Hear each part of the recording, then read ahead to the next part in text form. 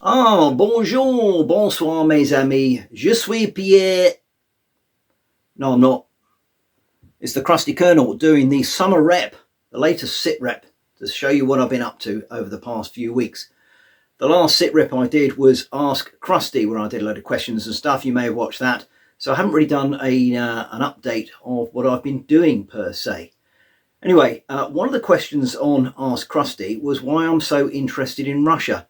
I won't go into the details of that now, but of course I am interested in Russia, and that's where I've sort of gone over the last few weeks. Yes, another little project is arising, and it's a bit booktastic, this sit rep, and I've been picking up some stuff about the Russo-Japanese War. So this is Rising Sun and Tumbling Bear. As you can see, I'm about halfway through. Very interesting read. And I've also picked up the obligatory Ospreys. I've got the basic history here, the Russo-Japanese War, and rather interestingly, I've got a couple of men-at-arms 414s. Yes, they're exactly the same. I've double tapped on that, God knows why. I think Amazon being particularly bad with some of the delivery, so I reordered from somewhere else, and lo and behold, of course, they both arrived. Well, there we go. Anyway, what I'm looking at doing, because the Russo-Japanese War is obviously fascinating, because that's why I'm doing it. It's big battle stuff. And if you've just seen my latest release, the Battle of Friedland, Napoleonics, using the bloody big battles rules, that's where I want to go with the Russo-Japanese War. So, bit of research first. I have done some purchase of some figures, 6mm Bacchus. I'll have a look at those in a moment, but there's also some other ones on the way, and I'll need to work out what I'm going to do. So let's have a quick look at the workbench.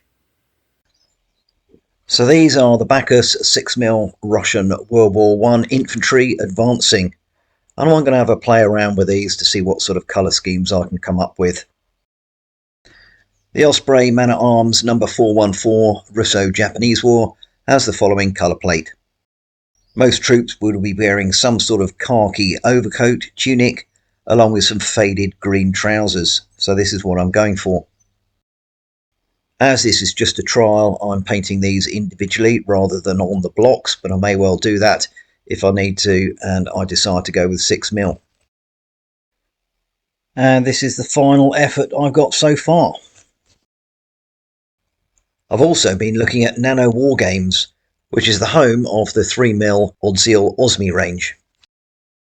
Unsurprisingly, they don't do Russo-Japanese figures either, so I've picked out some ranges which I think may match up with the Russians and the Japanese.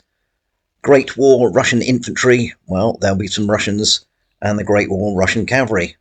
The Austro-Hungarian Great War Command set looks quite useful for the Japanese, as does the American Civil War Infantry. But until they get into my sticky little mitts, having winged their way over from Poland, I'll have to reserve judgment for the moment. So it's a big decision. Is it 6mm? Is it 3mm? I don't know yet. Well, there we go. As I commented there, decisions to make. I do like the look of the 3mm on the website. When they arrive, be interesting to see what they actually look like and how they compare. Basically, this project is might be a big scale from a volume perspective, but I don't want it to be too time consuming like my 6mm Napoleonics was. So I'll have fewer figures on bases, and I suspect some of the painting will be a lot easier and quicker because of the nature of what they were wearing in that period. Anyway, so that is that. What else? Well, I picked up the old Dawn of Iron rules the other day off of Wargames Vault, got them sent off to Docs Direct, and there they are printed off.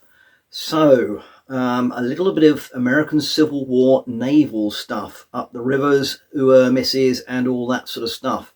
So in the background, I've been busy painting up a few little boats. Let's have a look at those.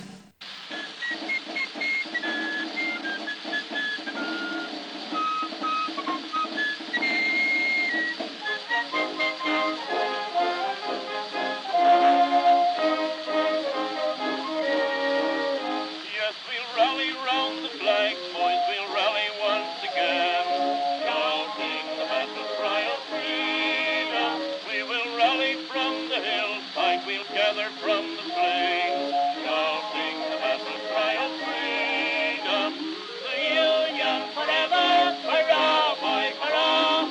Down with the traitor, up with the star, while we rally round the flag, boys, rally once again, shouting the battle cry of freedom.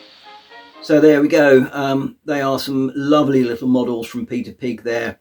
They've done a thoroughly good job, and to be honest, they're really easy to paint. I've probably got a few too many Confederate ships versus Union ships, so I may have to order some more. I've already filmed a couple of scenarios, so look out for those in a few weeks' time, and I'll be looking forward to doing a proper campaign with those up the Mississippi. So there we go. I think other stuff is too far away to talk about at the moment, so I think I'll have to wait for the next sit rep to update you on those projects. And of course, projects, talking about that, going back to my New Year res rep, I think I've made a decision now not to go with the Hastings campaign later this year. There's too many miniatures to paint. I know they're 6mm. I've got my Normans in a little drawer over there, but it's an awful lot of work. And what I thought I might do, having been sidetracked for the last few weeks or months doing other stuff, 2mm, North Africa and the like, I thought I might push the Hastings project into next year, 2026. There's a 6 in the year, and that might well be a nice sort of anniversary type thing to do. Anyway, that's my thought plan. And you'll see probably next month again where I've been sidetracked to some other stuff. Anyway, that's it for now. Thanks for watching, and I'll see you next time. What you